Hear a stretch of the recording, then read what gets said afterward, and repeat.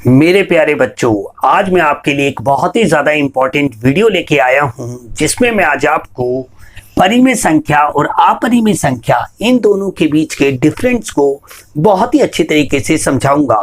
क्योंकि अगर आप 9th क्लास या फिर 10th क्लास या फिर आप 6ठी 7वीं 8वीं किसी भी क्लास में हो, तो आपको परिमेय संख्या क्या होती है और अपरिमेय संख्या क्या होती है, इन दोनों के बीच के डिफरेंस को समझना ही पड़ेगा। क्योंकि इसको बिना समझे आप 10th क्लास का पहला चैप्टर नहीं समझ सकते हैं। तो आज मैं आपको यही चीज समझाऊंगा। और दोस्तों, मैं आपसे ये रिक्वेस्ट करना चाहूंगा कि अगर आप 9th क्लास या 10th क्लास में हैं और अगर आप मैथ, इंग्लिश और साइंस ये तीनों ही इंपॉर्टेंट सब्जेक्ट सीखना चाहते हैं, हिंदी मीडियम के विद्यार्थी स्पेशली, तो इस चैनल को अभी के अभी आप सब्सक्राइब करें। इससे पहले भी मेरा एक चैनल है जिसका नाम विक्की की पाठशाला है, जिसमें मैं इकोनॉमिक्स पढ़ाता हूं। अगर आप इकोनॉमिक्स पढ़ना चाहते हैं तो वहां पे जाके आप पढ़ सकते हैं। डिस्क्रिप्शन में मैं उसका लिंक दे दूंगा। तो चलिए अब वीडियो को स्टार्ट करते हैं और सबसे पहले जानते हैं कि आखिर परिमेय संख्या क्या होती है। देखिए, परिमेय संख्या को सबसे इंपॉर्टेंट बात, परिमेय संख्या को हम हमेशा p बाई क्यू की फॉर्म में लिख सकते हैं। यानी क्या कि जो भी संख्या को आप बटे में लिख सकते हो वो आपकी परिमेय संख्या कहलाएगी। दूसरी इंपॉर्टेंट बात इसमें कि हमारा ये जो q है ना, ये कुछ भी हो सकता है सिवाय जीरो को छोड़कर। यानी q हमारा जीरो नहीं हो सकता है। क्यों नहीं हो सकता? क्योंकि जब हमारा हर जीरो होगा और हर जब किसी को भाग करता है तो फिर वो इनफाइनाइट आता है, यानी अनंत आता है।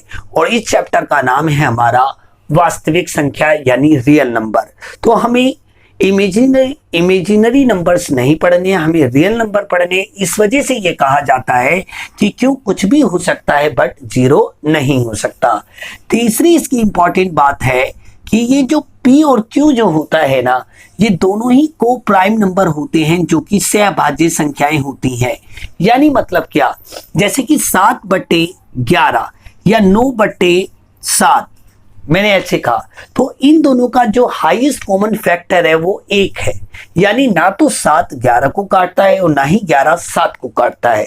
तो ये इंपॉर्टेंट बात है कि ये जो p और q है ये आपस में सहभाज्य संख्याएं होती हैं, मतलब कि ये एक दूसरे को नहीं काटती हैं। इसके बाद अगर हम बात करें कि इसका जो डेसिमल एक्सप्रेशन होता है यानी दशमलव प्रसार, तो इसके दो चीज हो सकती है। या तो ये टर्मिनेटिंग हो सकता है यानी शांत हो सकता है, टर्मिनेटिंग डेसिमल एक्सप्रेशन हो सकता है, या फिर नॉन टर्मिनेटिंग डेसिमल एक्सप्रेशन हो सकता है। मतलब या तो आपका दशमलव के बाद कटेगा तो उसे हम कहेंगे टर्मिनेटिंग यानी शांत, और यदि नहीं कटेगा तो उसे हम कहेंगे अशांत। तो दशमलव प्रसार ही सबसे ज्यादा इंपॉर्टेंट है इस चैप्टर को सीखने के लिए, इस बात का आप ध्यान दें। तो आपको ये तो चीज क्लियर हो गई कि परिमेय संख्याएं क्या होती हैं। अब हम बात करते हैं कि अपरिमेय संख्याएं क्या होती हैं।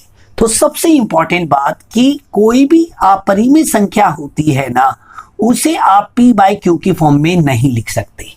सबसे इंपॉर्टेंट बात कि किसी भी अपरिमेय संख्या को आप p बाई क्यू की फॉर्म में नहीं लिख सकते।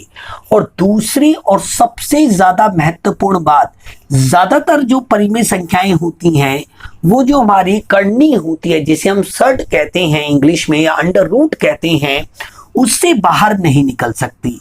यानी ये बाहर नहीं आ सकती।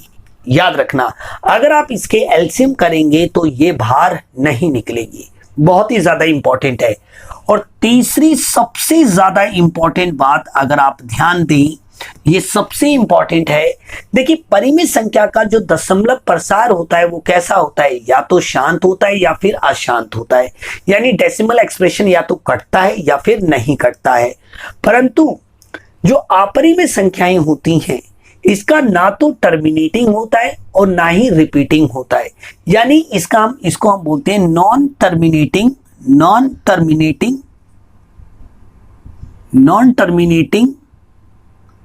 Non repeating.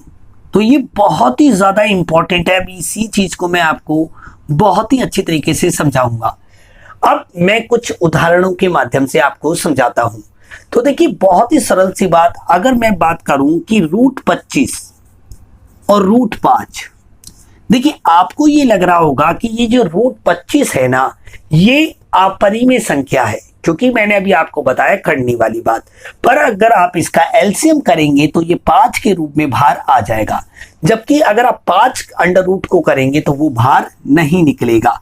तो इसलिए हमारा रूट 5 एक इरेशनल नंबर है, यानी परिमेय संख्या है, जबकि रूट 25 हमारा एक रैशनल नंबर है।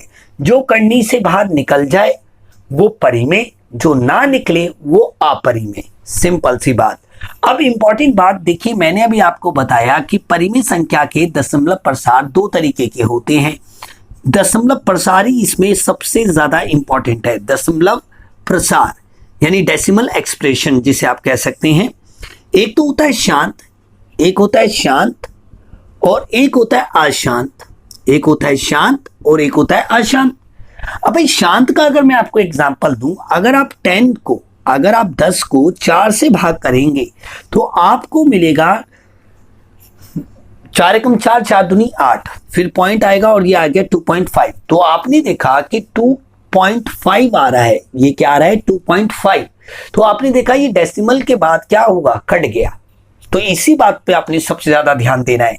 और अगर मैं, ये तो शांत का उदाहरण हो गया, अगर मैं अशांत का उदाहरण दूं तो अगर आप 10 को 3 से भाग करते हैं तो ये कैसा होगा, अशांत, क्योंकि 3 3 9 और ऐसे आप करते रहेंगे, ये कभी भी नहीं कटेगा।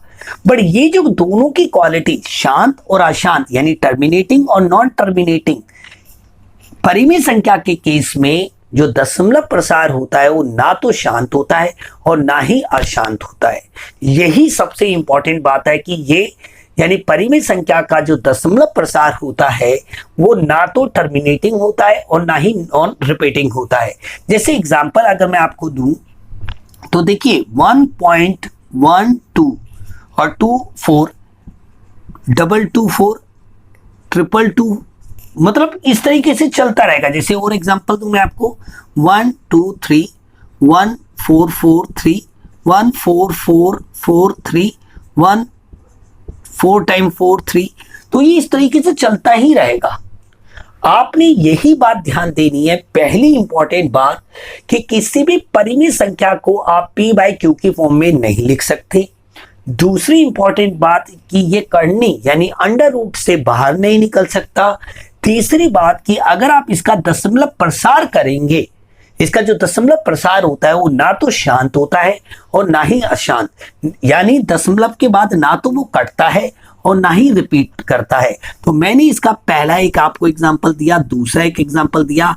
अगर मैं आपको एक और एग्जांपल दूं, जैसे एग्जांपल के लिए 0.815, 8815, 88815 एंड सो ऑन, ये इस तरीके से चलता ही रहेगा।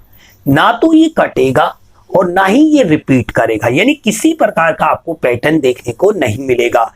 तो ये चीज तो आपको क्लियर हो गई कि परिमेय संख्या क्या होती है और अपरिमेय संख्या क्या होती है, और इनके बीच के डिफरेंस को मैंने बताया।